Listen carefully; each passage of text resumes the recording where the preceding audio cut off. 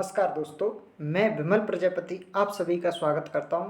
दोस्तों, आज की वीडियो में हम जो डिस्कस करेंगे, जो पश्चिम मध्य रेलवे है, जो मध्य प्रदेश और राजस्थान के बीच में आता है यह जोन। तो इसमें क्या है, अप्रेंटिस यानी ट्रेनिंग करने का आपके लिए जो एक अवसर मिला है। इसमें जो योग्यता लगती है वो अपना इसमें 10th प्लस ITI होना चाहिए। तो इसमें जो नोटिफिकेशन जो रिलीज हुआ था वो 14 दिसंबर को इसका नोटिफिकेशन रिलीज हुआ था। और इसकी जो आप फॉर्म भर सकते हो, इसमें 15 दिसंबर से आप फॉर्म डाल सकते हो। और जो अंतिम तारीख है इसकी, वो 14 जनवरी इसकी अंतिम तारीख है। अब इसमें जब आगे चलते हैं तो इसमें जो अगर पोस्ट की बात की जाए तो नंबर ऑफ पोस्ट इसमें देखा जाए 3015 जो इसमें टोटल पोस्टें हैं।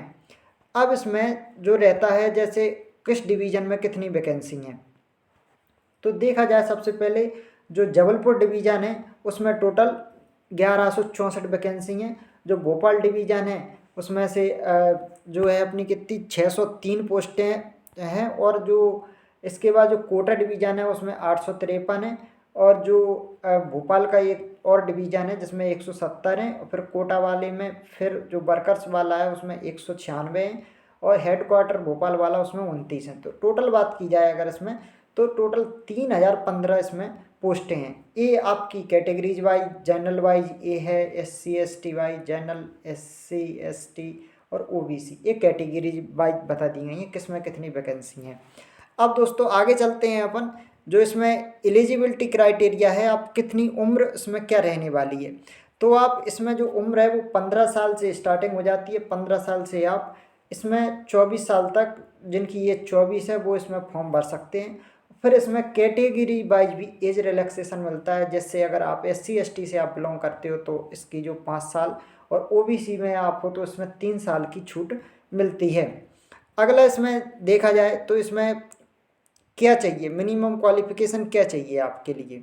तो इसमें अगर अप्रेंटिस करने का आप देखा जाए कि क्या योग्यता है, तो इसमें आपके पास टेंथ होना चाहिए। और फिर उसके बाद प्लस ITI होना चाहिए। ITI इसमें नीचे ट्रेड दी हैं, तो कौन कौन सी ट्रेड से होना चाहिए। ITI जो मिनिमम होना चाहिए वो कितना 50% से, और कोई सी भी हो, NCVT से हो या आप SCVT से हो, तो आप इसमें फॉर्म डाल सकते हैं।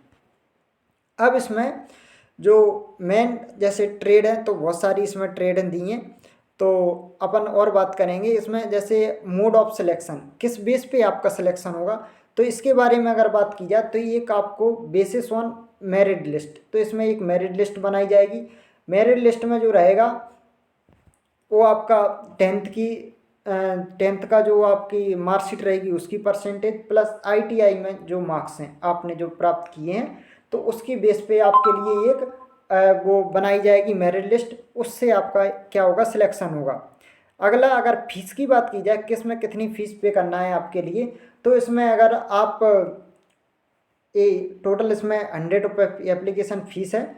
और अगर आपके लिए प्रोसेसिंग फ़ीस है 36, तो टोटल 136 रुपये आपके लिए पे करना है, जो जनरल और OBC से आते हैं। और जो SC ST से आते हैं उनके लिए मात्र 36 रुपये पे करना है। ये आपके लिए ये फीस रहेगी इसमें फॉर्म अप्लाई करने के लिए। अब इसमें आगे बात की जाए तो इसमें जो इंडिविजुअल एप्लीकेशन, ट्रेनिंग और मेडिकल फिटनेस, आगे इसमें है जो पोस्ट का वो दिया गया कि कौन से जोन में ट्रेड वाइज कितनी पोस्टें हैं, तो उसके बारे में हम डिस्कस करेंगे। जिसमें हम देखा जाए तो इसमें जैसे कंप्यूटर एक कोपा ट्रेड रहती है ITI में, तो उसमें कितनी पोस्टें हैं। अगर देखा जाए जैसे टोटल इसमें पोस्टें देखी हैं तो 69 पोस्टें हैं, जो अपनी कहाँ पे है, जबलपुर डिवीज़न में है। और भोपाल डिवीज़न में अगर पोस्ट देखे जाए तो 47 जो है भोपाल डिवीज़न में है। और कोटा डिवीज़न में अगर बात की जाए तो 59 जो पोस्टें हैं वो कोटा डिवीज़न में हैं। इस तरीके से अलग अलग पोस्टों का डिवाइड किया गया है, जिसमें कोटा वर्कर्स, अगर एक कोटा वर्कर्स में देखा जाए तो 5 पोस्टें हैं, है ना। और फिर इसके बाद इसमें देखा जाए हेडक्वार्टर में तो ये 22 पोस्टें हैं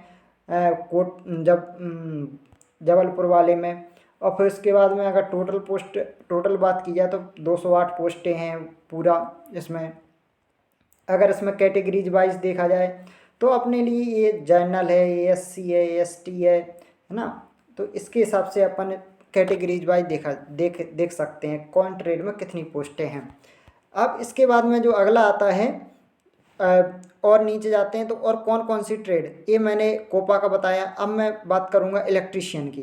तो इलेक्ट्रीशियन में अगर बात की जाए तो ये अपना है जबलपुर डिवीज़न। जबलपुर में ये जनरल की हैं, ये टोटल देखा जाए तो 261 पोस्टें हैं इलेक्ट्रीशियन में। फिर भोपाल डिवीज़न की बात की जाए तो 97 है। और इसके बाद कोटा डिवीज़न की बात की जाए तो कोटा डिवीज़न में 141 है ना। तो ऐसा अलग अलग तरीके से ट्रेड वाइज डिवाइड किया गया है। और इसमें आगे अगर देखा जाए तो इसमें इलेक्ट्रॉनिक मैकेनिक की बात की जाए तो ये इलेक्ट्रॉनिक मैकेनिक की हैं, जिसमें अपना जबलपुर डिवीज़न में 30 हैं, और फिर इसके बाद भोपाल डिवीज़न में 110 हैं, फिर कोटा डिवीज़न में 15 हैं। तो इस तरीके से देखा जाए तो ये कैटेगरीज वाइज भी दी गई हैं, किस कैटेगरीज में कितनी है। अगला और ट्रेड की बात करें, जैसे अपन फिटर की बात करें, ITI में जो फिटर ट्रेड होती है तो उसमें टोटल 353 है, वो अपनी जबलपुर डिवीज़न में है। फिर भोपाल डिवीज़न में 144 है, कोटा में 99 है ना। इस तरीके से ये डिवाइड की गई हैं डिवीज़न वाइज फिटर। इसके बाद और अपन और भी ट्रेड की बात करें, जैसे 2-3 ट्रेड की बात कर चुका हूँ। और इसके बाद में जैसे टर्नर वेल्डर की बात करें कि वेल्डर में कितनी है, तो वेल्डर में जैसे अगर बात की जाए तो ये जबलपुर डिवीज़न में ये दिया है अपना 39, फिर भोपाल में दिया है ये 34, फिर कोटा डिवीज़न में 73, और इसके बाद और भी जैसे ये 28 दिया है। और ये जो कोटा वर्कर्स वाले में है उसमें ये दिया है 90, है ना। तो इस तरीके से अपन इसमें पोस्टों वाइज अपनी वैकेंसी दे सकते हैं और आप फॉर्म भर सकते हैं। धन्यवाद दोस्तों।